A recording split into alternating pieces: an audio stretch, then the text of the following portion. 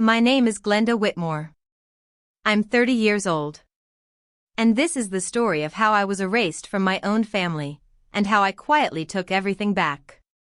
That morning, I woke up to a message so sterile, so rehearsed, it felt like it belonged in a corporate termination letter. No greeting. No emotion. Just 14 words, perfectly typed. We changed all the locks on the front door and the gate code. We no longer trust you. No love, no anger, just a polished exile. I stared at my phone in silence, sitting up in bed while dawn light crept across the ceiling. I'd known something was off for weeks, but I hadn't expected this. Not from my mother. Not from the woman I used to believe would never shut me out, even if she didn't know how to say thank you. She must have worked on that sentence all night. Revised it, trimmed it. Made sure not a single word could be misconstrued. A dismissal with legal flair. Like she was separating herself from a liability. My fingers didn't even tremble when I typed back.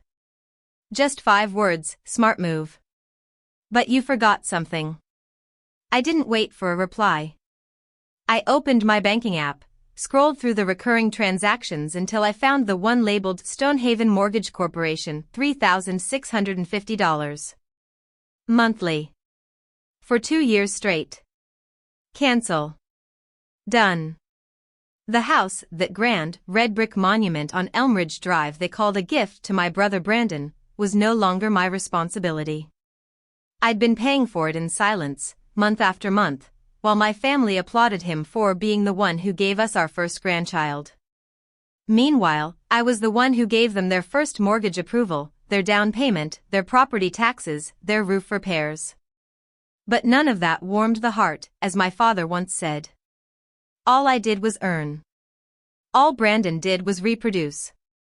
And that made him the heir. I wasn't angry. Not yet. At that moment, I only felt a vast stillness, like something deep inside me had stopped trying. I used to believe if I gave enough, helped enough, supported enough, one day they would look at me and finally say, she belongs. That I was more than just the spare wheel they leaned on when things got bad. But I was never family. I was function. 2 days later, an email arrived. All caps subject line, urgent matter. Contact immediately. A law office. I didn't open it. I didn't need to. I knew exactly what it was, the opening shot of a petty legal war. I didn't feel fear. I pulled the curtains back, stepped onto my tiny Louisville apartment balcony, and stared at the rust-colored clouds hovering over the skyline. The sun slipped between them, painting the city in hard amber light. And just like that, I felt free. Not because I was angry. Not because I wanted revenge. But because I'd finally let go of the delusion that anything I gave would ever be enough for them. That house wasn't theirs. Not in any real way. They didn't earn it. They didn't pay for it. It wasn't their legacy. It was mine. My bank account, my signature, my sleepless nights patching together what my family kept tearing apart. Over the last 4 years, I had paid over $200,000 toward that home, a number they never once asked about. When the boiler failed, I paid. When the foundation cracked, I called the contractor. When winter froze the pipes, I showed up with a wrench and gloves, not thanks. My sister Tessa once joked that I was the human debit card. Always ready. Never overdrawn. She laughed. My mother laughed too. I laughed along, pretending it didn't hurt. But it did. And it hurt even more the day the bank called to verify the transfer of the house deed into Tessa's name. I hadn't authorized it. But someone had used my email address, spoofed just close enough, to initiate the paperwork. The clerk on the other end of the call read the name, Tessa Whitmore, primary owner. She added, the verification is still pending, but we need to confirm your intent. Intent? My intent had been to help. Quietly. Lovingly. Without making them feel indebted. But they saw that silence as permission. That night, I opened my laptop and pulled up the supplemental credit card account I had once created for Tessa during her rough patch. I never canceled it, because I wanted to believe she'd grow out of the chaos. But there it was. A target charge of $1,275. Kids' toys, pet food, clothing, electronics. She'd never deleted the card info. I texted her, "Did you use my card again?" Her reply was instant. "Don't make it a thing, Glenda. Mom said you never closed it. I thought we were still sharing. You're doing fine, right?" That sentence. That casual dismissal of my boundaries. That assumption that my emotional health didn't matter because my bank balance looked good. It hit harder than any slap. Hours later, I got another text, from my mother this time. "Tessa's under a lot of pressure. She needs to feel safe. Don't blow this out of proportion. You're still the most capable one, aren't you?" Capable. The family synonym for disposable. I opened our group chat, a cutesy little bubble labeled "Home Sweet Home Growing Heart." The latest meme, a man flinging his wallet into a trash can, captioned "Big Sister Energy, pay now, don't ask." Underneath, my uncle commented, "Glenda, got any extra cash? My roof's leaking." No one defended me. No one said it was too much. I left the chat. A minute later, someone added me back. I laughed, quietly. Then I blocked every number, one by one. They didn't know I was sitting alone in a coffee shop, fingers stained with ink from a contract I was about to sign, a major business deal I'd chased for 6 months. A deal that could change my life. I set the pen down. I walked out. Because for the first time in my adult life, I couldn't breathe. I didn't need to be needed. I needed to be seen. That's when everything started to change. The silence that followed was unfamiliar. It wasn't the tense, suffocating kind that I'd grown used to around my family, the silence after I said no, the silence after I asked for something in return. This one was quieter. Clean. Still. I spent the next few days clearing my accounts. Anything linked to my family, cancelled. Bank drafts, payment apps, utility bills, even the auto payment for Brandon's life insurance policy that somehow ended up under my name just temporarily. Every click felt like pulling out another thorn I hadn't realized was still embedded. Then came the lawn. That house in Lexington, the red brick monument they paraded as a family trophy, was still draining money from me. The deed was tangled in technicalities. Their name was on the mailbox. Mine was on every receipt. That weekend, I drove down to mow the lawn. Not because they asked. They never did. They expected. The sky was overcast. I remember because it matched the color of the mower when it sputtered and died mid-row. I wiped sweat from my forehead and walked toward the porch to grab a water bottle I'd left near the kitchen window. That's when I heard it, sharp, smug, and unfiltered. Mom's voice. "Did you see her face when Aunt Audrey asked who owns the house? Like a puppy who just got patted on the head." I froze under the window. My feet didn't move. My hands clenched around the bottle until the plastic groaned. Tessa's laugh floated through. "He thinks she's being noble. She's just doing what a backup bank is supposed to do." Backup. Bank. Then Mom again, the voice lower now but edged with something I hadn't heard since I was a teenager, disdain. "She's not family anymore, sweetheart. Hasn't been for a long time now. She's just the sponsor." I didn't breathe. I couldn't.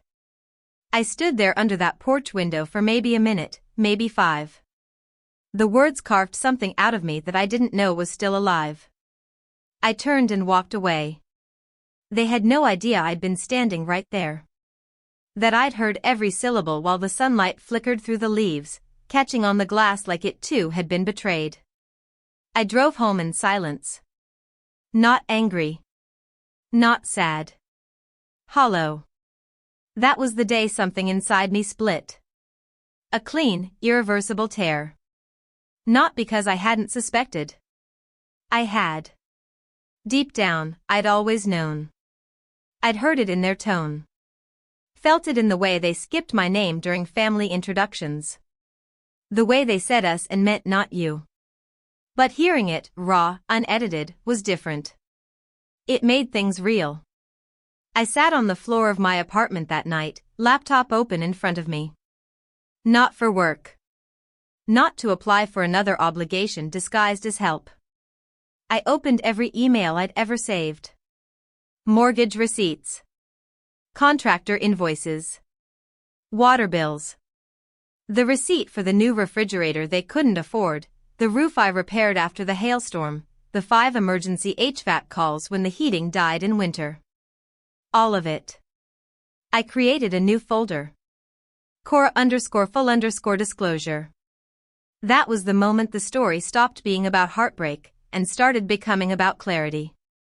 Every screenshot, every bank transfer, every credit card statement.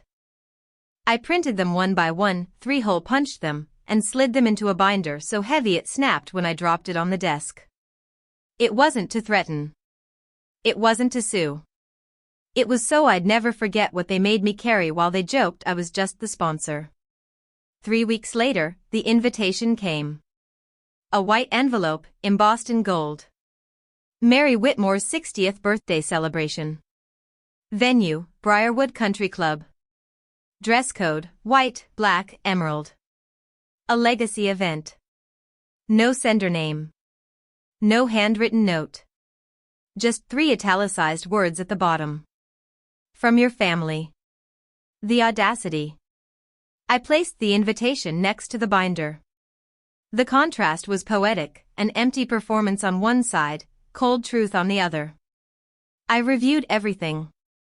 The total, $218,540. That wasn't just a number.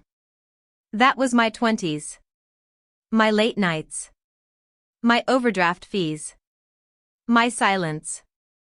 I watched the security footage from the backyard again, the clip with Mom and Tessa laughing, calling me the backup bank. I added that too.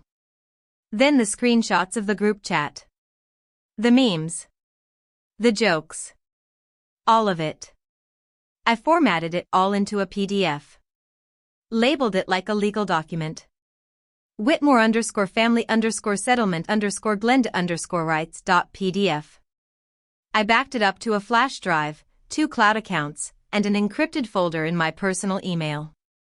Then I printed all 222 pages and slid them into a binder with a clear plastic cover. I didn't plan to make a scene. I just planned not to be erased. 3 days before the party, I sent a sealed copy to my personal attorney. Not to sue. To make sure I had a legal witness if things escalated. I didn't want revenge. I wanted record. On the day of the party, I wore a black high-neck dress, hair pinned in a simple low bun, and walked in alone. No one greeted me. Tessa looked my way, then away. My mother offered the polite half-smile you give an old neighbor at the grocery store. Then the speeches started. Tessa was first, naturally. She spoke of sacrifice and how this home is more than just brick, it's a symbol of trust. Polite applause. My mother stepped forward to speak next. I stepped forward, too. Without saying a word, I walked to the laptop connected to the projector. Plugged in my flash drive. The screen lit up. Financial summary, contributions by Glenda Whitmore, 2018 to 2023. The room fell into silence. My voice didn't tremble. I wasn't there to perform. If today is a celebration of legacy, I said calmly, then this is mine. I pressed play. The first audio clip rolled through the speakers. She's not family. She's just the sponsor. There was a sharp inhale from the crowd. Tessa's complexion turned ghost pale. My mother's fingers twitched on the microphone stand. Slide after slide came next, expenses, receipts, screenshots, legal forms. Then I turned toward them both. If this house belongs to Tessa, I said softly, then this is not a gift. It's an invoice. I lifted the binder, 222 pages, and placed it gently on the gift table beside the champagne box and a stack of birthday cards. This is what I gave. If anyone else wants to speak of gratitude, I welcome you. Tessa leapt up. Are you insane? This is Mom's birthday. I didn't look at her. Not a trial, I said. Just the first time I've told the truth. The room didn't explode. It cracked. A kind of rupture you can't sew back. An older relative stood. Bowed his head slightly toward me. Others whispered. A child cried. And I walked out. Behind me, through the glass doors, I saw my mother frozen on stage, face pale beneath the soft green light. I thought that was the end. But I was wrong. Because just as I neared the exit, a voice spoke out behind me. Not loud. But sharp enough to snap every head around. I have something to say. It was a voice I hadn't heard in years. And it changed everything. I turned around slowly. Every conversation in the room halted like it had hit a brick wall. A sea of black, white, and emerald heads pivoted toward the entrance. There, standing beneath the ornate arch of the side door, was my grandfather, Henry Whitmore. No tuxedo. No polished shoes. No pretension. Just a simple slate gray suit, cuffs perfectly pressed, eyes calm and steady like he'd been waiting for this day far longer than any of us realized. I hadn't seen him in almost 4 years, not since he quietly packed up his life and moved to a modest apartment near Shelby Lake after a bitter falling out with my parents over trust matters. No one mentioned him after that. He was erased in the same subtle, brutal way I had been. Except he never fought back. Until now. He walked past the stunned crowd without a word. His steps were slow but purposeful. When he reached the microphone, he didn't ask permission. He didn't need to. He just picked it up and spoke. I once believed silence was the only way to preserve dignity in a dishonest family, he began, voice clear, steady. But I see now, silence doesn't save anyone. Gasps and murmurs rippled across the ballroom like wind through dry leaves. Mary. Joseph. He turned toward my parents. You raised a thief and a coward. My mother looked like she'd been slapped. My father opened his mouth to speak, but Grandpa raised his hand, a quiet, firm motion that stopped everything. No more lies. No more pretending. His gaze shifted to me. Glenda, he said, and my name sounded like something sacred in his mouth. You've endured more than any of them will ever admit. But I saw you. I always did. And now the world does, too.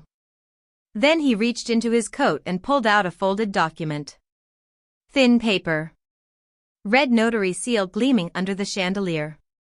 This, he announced, is the revised inheritance agreement for the Whitmore Trust. He held it up, letting the crowd see. Tessa's name has been removed. I signed it last week. Glenda now holds full control. A stunned silence swept the room like a vacuum. For once, even Tessa was speechless. Her face went slack. Her hands dropped to her sides. My mother's expression cracked for the first time. Not the polite mask. Not the cold disapproval. Just raw disbelief. She took a half step forward, hand outstretched toward the paper like she could still fix it. No, Grandpa said, turning his back to her. You don't get to touch this legacy. He looked out across the stunned guests. You want a legacy? Build your own. This one belongs to the one who earned it. No applause. No objections. Just air so heavy it made my lungs ache. He walked toward me and stopped just a few feet away. His voice dropped so only I could hear. You never needed to prove your worth, Glenda. But you did. Quietly. Completely. And now, it's yours. I nodded, a small, trembling motion. He placed the paper in my hands and walked out without another word. I didn't follow. I didn't need to. I turned, tucked the document into my clutch, and walked toward the door, slow and steady, like a woman carrying not just paper, but justice. That night, I sat at my kitchen table in my Louisville apartment, alone except for the glow of my desk lamp and the soft buzz of city life outside the window. I poured a glass of water, stared at the document for a long while, and whispered to myself, "It's over." But it wasn't. Not yet. The next morning, I woke up to 36 unread messages. By noon, that number was over 70. The first one was from my mother. "You humiliated me on my birthday. You destroyed this family's reputation. Do you feel no shame?" Then my father. "Your mother's right. You're not part of this family anymore. Don't expect another dime." As if I ever had. Tessa, predictably, didn't message me. Instead, she posted a cryptic black and white Instagram story. Sometimes the ones who hurt the most become the cruelest. The caption beneath the photo read, #FamilyMatters, #StayStrongMama Tessa. The comments rolled in. Hundreds. Strangers calling me bitter, greedy, selfish. Money doesn't buy love. Glenda needs help. No one likes the one who airs dirty laundry. Not one of them knew I was the one called the sponsor. Not one of them had seen the 222 pages I laid on the birthday gift table beside the champagne and roses. Not one of them knew the truth. I didn't respond. I didn't need to. Because 3 days later, I got an email. This time from a legal firm I'd never heard of before. Subject line: Settlement proposal, confidential and internal resolution. The message was polished, detached. Dear Ms. Glenda Whitmore. On behalf of Mr. and Mrs. Joseph and Mary Whitmore, we are reaching out to discuss a possible settlement to avoid legal escalation and media exposure. Our clients are prepared to offer a partial amount equivalent to 50% of the outstanding property-related contributions, provided you agree to refrain from further public disclosure of documents, recordings, or associated material. Half. They wanted to pay me half. After everything. There was no apology in the email. No admission. Just fear. The kind of fear you feel when the truth is finally louder than the performance. I didn't hesitate. I typed my reply in one take. I will not accept half. No discounts. No negotiations. I have verified evidence, audio, screenshots, receipts, and legally binding documentation. If the full amount of $218,540 is not transferred within 72 hours, I will submit the file to media outlets and pursue a civil lawsuit for unauthorized asset transfer and credit abuse. I'm not asking for more. But I will not accept less. I hit send. And I waited. The longest 72 hours of my life. I muted every app. I ignored every phone call. I stayed away from my favorite spots, afraid someone might ask, "Hey, how's the family?" At exactly 4:17 p.m. on the third day, my banking app pinged. Incoming transfer, $218,540. Note, internal settlement. No admission of liability. Of course. Still no names. Still no direct message. The money came from a third-party LLC in Texas. A corporate shell to hide the shame. But I didn't care. The money was clean. I took a screenshot. I printed the receipt. I backed it up 4 different ways. And I closed the account. No thank you note. No follow-up call. No cryptic caption. Just silence. But this time, it was my silence.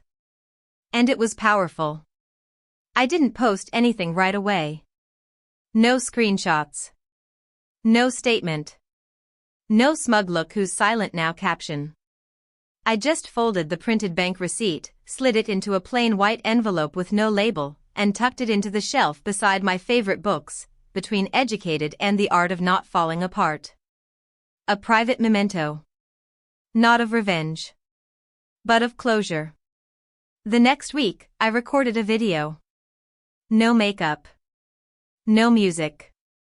No filters. Just me, sitting in my small apartment in Louisville. A soft gray wall behind me. The maple trees outside had started to turn gold and red, and warm afternoon light spilled through the window. My voice was steady. Calm. I'm not sharing this for attention. I'm not here for revenge, I began. I just want to say, some wounds don't need apologies. They need the truth. I held up a printed page that simply read, $218,540.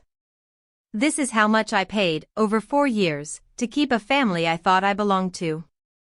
I paid when no one asked how I was doing. I paid when I was told I was just the sponsor. I paid until they changed the locks and sent me a 14-word text. I didn't name names. I didn't rant or cry.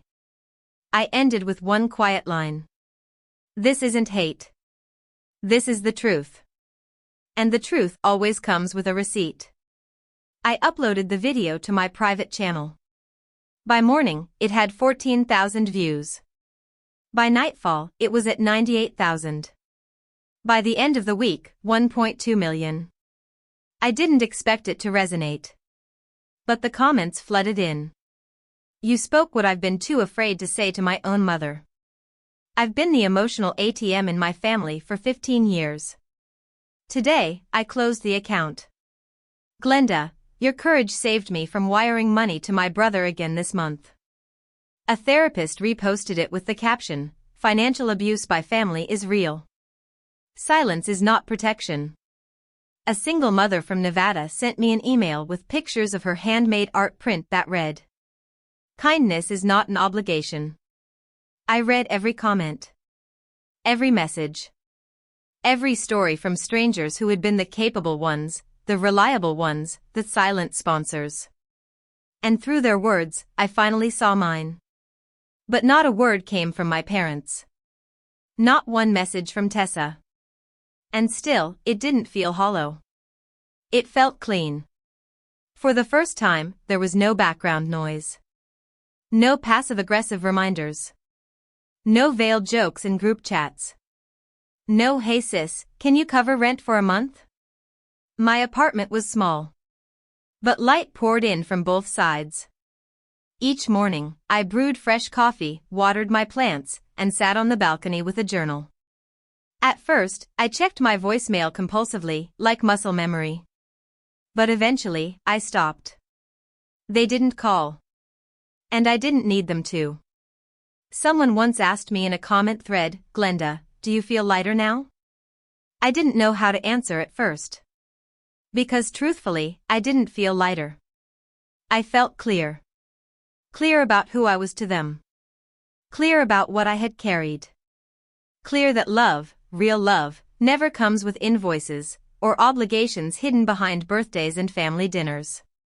I had always been the filler. The one who patched the cracks. But the cracks weren't mine. And I was never allowed to be broken. That clarity? It's a kind of peace no apology could ever provide. I didn't block them. But I turned off notifications. No more texts slipping in at midnight. No more calls just when the bills were due. I still had their numbers, because healing doesn't mean pretending they never existed. It just means choosing when you answer. The binder, my binder, sat on my desk for a while. I didn't look at it often. But I never hid it. It reminded me that I wasn't crazy. That everything I gave happened. That silence doesn't mean absence. It means grace. Then, a month after the birthday party, a new letter arrived.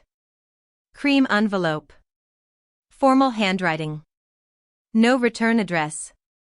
Inside was a single card, no note, just a check made out to me from an LLC I didn't recognize. The memo line simply read, "For past misunderstandings." Amount, $2,000. I stared at it for a long time, half smiling. Not because I was amused. Because I was finally certain, they still didn't get it. You can't put a price on acknowledgement. And you definitely can't settle betrayal like it's a bar tab. I shredded the check, took a photo of the pieces, and saved it in the same drive as everything else. Evidence not of their guilt, but of their cowardice. They still wanted to write the ending. But I'd already published the truth. One day, during a quiet afternoon walk through Cherokee Park, I passed a small outdoor poetry reading. A woman, no older than me, stood in front of a mic with trembling fingers. She said, "Forgiveness without accountability is just gaslighting dressed in Sunday clothes." I stopped in my tracks. That line stayed with me. Forgiveness doesn't mean forgetting. And it doesn't mean allowing. It means knowing the truth, accepting the harm, and choosing peace for yourself, not to make the guilty sleep better. I'm not hoping they'll change. I'm not sitting by my phone, waiting for remorse. And I'm definitely not waiting for the next holiday invite so I can play savior one more time. They have their story. I have mine. And mine has proof. The first time I laughed, really laughed, after everything ended was during a grocery run. It was something small. A little girl ahead of me in line begged her mom for chocolate. The mom gave in, whispering, "You've been so patient." The little girl clutched the candy bar like it was the world. And for some reason, I just laughed. Not because of the candy. But because it hit me, so suddenly, so fiercely, that patience was something I had always weaponized against myself. I had waited for love. Waited for recognition. Waited for someone in my family to say, "Thank you." I thought if I waited long enough, carried enough, sacrificed enough, I'd finally be seen. But the truth? The longer I waited, the more invisible I became. That laugh in the grocery store wasn't joy. It was release. A recognition that I had spent most of my adult life hoping that being useful would one day make me worthy. Not anymore. I went home and updated my will. It wasn't dramatic. It wasn't an act of vengeance. It was clarity in ink. I removed my parents. I removed Tessa. I designated the small home I now owned in full, thanks to that $218,540 transfer, to a women's shelter I'd volunteered with on weekends. The rest would go to a scholarship fund. One specifically for adult children who had cut ties with abusive families. That night, I cooked dinner without checking my phone. I played music. I laughed again, this time because my lasagna fell apart in the oven and looked like soup. It didn't matter. I was finally living for myself. Then, 3 weeks later, something unexpected happened. A handwritten letter arrived in the mail. The envelope was unmarked. No return address again. But this time, I recognized the handwriting instantly. It was my mother's. The paper was soft, expensive. A card meant for sympathy notes or wedding wishes. Inside, it said, "Glenda. What you did was cruel. You could have talked to us privately. You could have spared me the shame. Do you even understand what you've done to our image? The money is behind us now. But the damage? That will never fade. I hope you find peace. I just wish you didn't have to burn the house down to feel it. Mom." I read it 3 times. Not once did she write the words sorry or thank you. Not once did she admit that anything I said was true. She called my act cruel. She called me cruel. As if telling the truth, after years of silence, was a kind of violence. I set the card on my kitchen counter. Took a deep breath. Then opened the drawer beside me and pulled out a pen. I didn't respond right away. I let it sit for a full day. Then, finally, I wrote my reply. Mom. What I did wasn't cruel. What I did was necessary. Cruel was calling me the sponsor behind a closed window. Cruel was transferring the house deed to Tessa after I paid every cent. Cruel was watching me work 2 jobs and never once asking, "Are you okay?" You say I burned the house down. I didn't. I just turned on the lights. Glenda. I didn't mail it. I didn't need to. I folded it and placed it into the binder. The same binder that had become more than just evidence, it had become my journal. My archive. My quiet revolution. Weeks passed. Then months. My video continued to circulate. Therapists, advocates, even finance coaches began sharing it in webinars and private groups. At one point, a well-known podcast on toxic family systems reached out and asked to feature my story. I declined. Not because I was afraid, but because the story wasn't about exposure anymore. It was about boundaries. One Saturday afternoon, while cleaning out my closet, I found a box labeled Family Keepsakes. Inside were old cards, childhood drawings, and a baby photo of Tessa and me.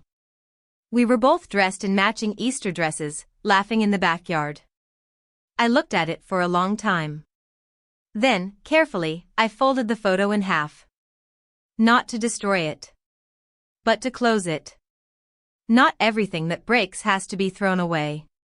Some things just need to be put back in the box and stored where they can't hurt you anymore. I sealed the keepsakes. Marked the box archive. Taped it shut. I didn't throw it out. But I didn't put it back on the shelf either. I slid it into the closet floor. Out of reach. Out of sight. Where the past belongs. A few weeks later, an envelope arrived from a name I hadn't seen in years. Henry Whitmore. My grandfather. Inside was a short note, handwritten in steady script. My dear Glenda. You did something I never had the courage to do. I tried for years to fix things silently. You spoke with the weight of truth. I'm proud of you. And I want you to know, I've rewritten my will. You are my sole heir. Use it to build the peace we were all denied. With love. Grandpa. There was no check. No document. Just a folded map of Lake Shelby. Circled in red, a small cabin on the edge of the woods. My future. A life not bound by guilt. Not measured in transactions. Not mortgaged to other people's dreams. It didn't matter what they said online. Didn't matter how many Instagram stories Tessa posted. Didn't matter that my mother still couldn't say sorry. Because this time, I wasn't building a case. I was building a life. I drove to Lake Shelby the following weekend. It was early morning when I arrived. The fog still clung to the water like a secret. The cabin my grandfather circled on the map stood at the edge of the trees, just like he described, modest, quiet, and untouched by all the drama and weight that had defined the Whitmore name for decades. The key had been left under a flat stone near the porch. I opened the creaking wooden door and stepped inside. There was no luxury, no staged perfection, just the smell of pine and dust and time. A stack of old books, a faded rug, and a small wooden desk by a window that overlooked the lake. I sat at that desk, opened my journal, and wrote one sentence. This is where the cycle ends. For generations, our family had passed down more than just houses and heirlooms. We passed down silence. Unspoken debts. Resentment wrapped in ribbon. Expectations masked as love. But I wouldn't pass it on. I stayed there for 3 days, alone. No phone calls. No emails. Just me, my thoughts, and the crackling sound of firewood. I took long walks. I reread the letters my grandfather left me. And for the first time in what felt like years, I slept without checking my phone at 2 a.m. I wasn't worried someone might need me. I wasn't bracing for the next financial crisis I'd be expected to solve. I just existed. On the last morning before leaving the cabin, I found a box under the bed. Inside were old photographs of my grandfather as a young man, smiling, arms around friends, fishing, building the cabin with his own hands. He looked free. Before the Whitmore name became a brand. Before it became a weapon. There was a note tucked into one of the photo frames. Legacy is what you leave behind when you finally stop performing. That hit me hard. Because that's what I'd been doing most of my life, performing. Playing the role of the good daughter, the dependable sister, the responsible one. Carrying burdens in silence so the family could look put together in public. I had funded that performance. I had held it together with my labor, my credit, my name. But now? Now I was done. When I returned to Louisville, I found a letter taped to the door of my apartment. No envelope. Just a piece of lined notebook paper, like something from high school. It was from Tessa. Scrawled and rushed, almost frantic handwriting. Glenda. You won. Okay? You got what you wanted. The money, the sympathy, the followers. You ruined Mom's party. You broke Dad's heart. You made Grandpa hate us. But here's the thing, I never meant for any of this to happen. I was just doing what they told me. I didn't ask to be the favorite. I didn't ask for the house. I'm sorry. I guess. But it's not all my fault. You were always stronger. I didn't think you'd actually walk away. Tessa. I read the letter twice, then folded it neatly and dropped it into the trash. It wasn't apology. It was deflection. A last-ditch attempt to rewrite the story and paint herself as another victim. But I wasn't part of that narrative anymore. She said I got what I wanted. That's where she was wrong. I didn't want followers. I didn't want pity. I wanted peace. And now I had it. I spent the next month investing in myself. I signed up for a writing workshop. Took weekend trips alone. Started sketching again, something I hadn't done since high school. And when the idea came to me, clear and undeniable, I filed the paperwork to launch a nonprofit. The Sponsor Project. A resource hub for adult children who had been financially exploited by their families. Anonymous forums. Legal aid referrals. Counseling subsidies. A space where people could say the words out loud, they used me. They never said thank you. They still think I owe them. It wasn't just about money. It was about boundaries. About giving others what I never had, permission to walk away. The project grew fast. Faster than I expected. By the end of the second month, I had over 12,000 subscribers to the newsletter and a waiting list for virtual support circles. One day, a woman named Carla from Arizona emailed me. I watched your video with my hands shaking. I've been giving my dad money every month for 10 years. He calls it rent for the privilege of being his daughter. I thought I was the only one. You helped me stop. Thank you. Another woman sent a photo of herself cutting up a credit card. She wrote, I was scared I'd be alone. But now I know, I'm just free. Their words reminded me of something I'd almost forgotten. We are never truly alone in the pain that silence builds.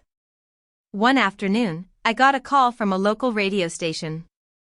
They wanted to interview me about the Sponsor Project. I said yes. Not for fame. But for the truth. I sat in the booth, headphones on, and when the host asked me what I'd say to families who felt attacked by their children's stories, I took a deep breath and said, telling the truth about how you were hurt is not an attack. It's a release. If your first instinct is to silence someone instead of listening, maybe you've built your family on fear, not love. That clip went viral. I didn't read the comments this time. I didn't need to. Because I had already said what I needed to say. And somewhere deep inside, I felt my grandfather smile. He had once given me a house with 4 wooden walls and a window that overlooked peace. Now, I was giving that back to others. Not a house.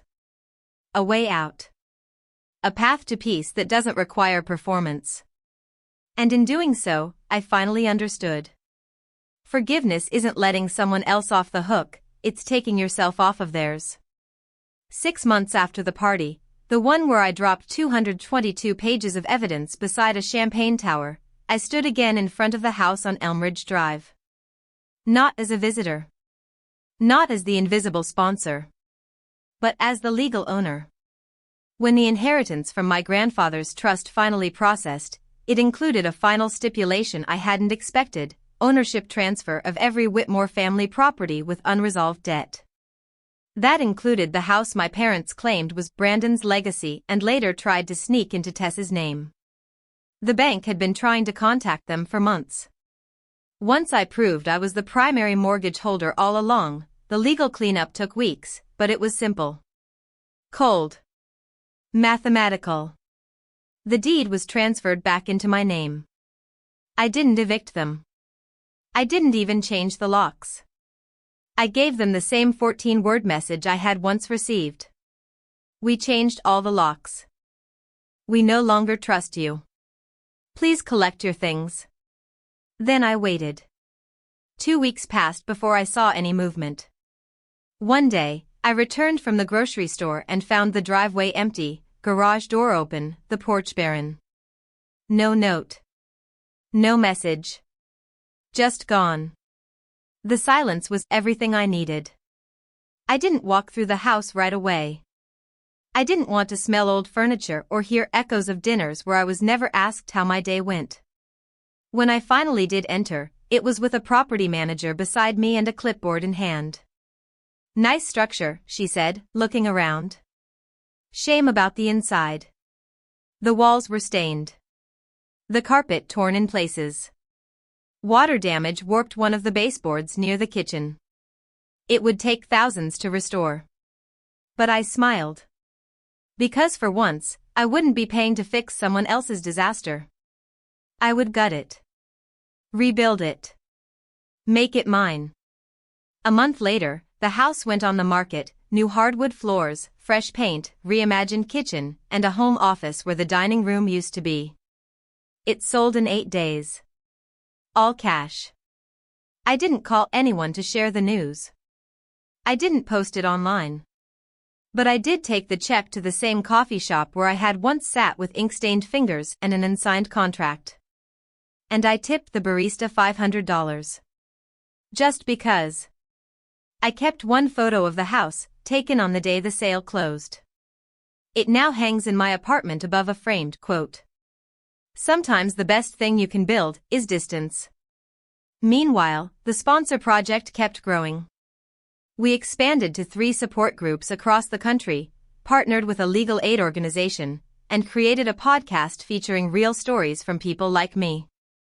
One guest, a man from Colorado, shared how he spent years covering his mother's rent while living in his car. Another woman from Chicago talked about co-signing loans for 3 siblings who now pretend she doesn't exist. Each time, I listened. And I remembered. I remembered the porch. The open window. My mother's voice, sharp as glass. She's not family. She's just the sponsor. Sometimes I still hear it. Not as a wound. But as a boundary. One I will never cross again. A few months ago, Tessa sent a message through a mutual cousin. A photo of her son holding a happy birthday card he made for me with glitter, crooked letters, and red crayon hearts. No caption. No follow-up. I didn't reply. Because the card wasn't from her. And I no longer perform for scraps of affection. Later that week, I received another email. This time from an address I knew too well. marywhitmore58@gmail.com. Subject: Are you ready to talk? The body was short. We've had time to reflect. Maybe it's time to mend fences. We're still your family. Let's talk, maybe coffee? Mom. I stared at it for a long time. Then I archived it. Not deleted. Not blocked. Just archived. Because the truth no longer needs confrontation.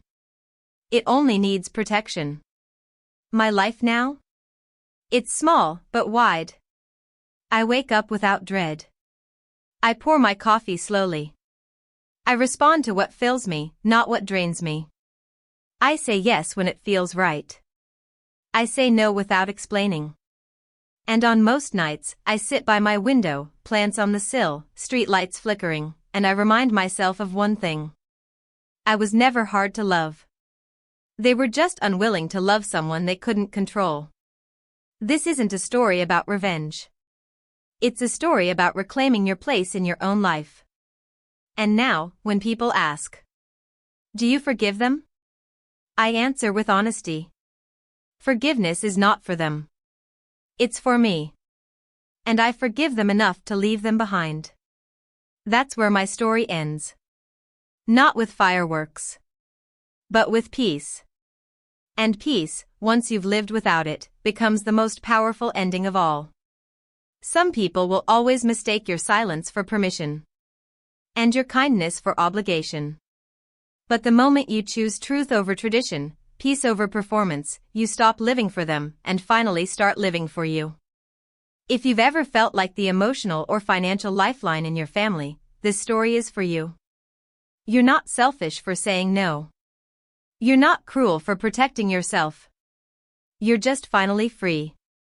Let us know your story in the comments below. And don't forget to subscribe to Revenge Echoes, where stories speak louder than revenge.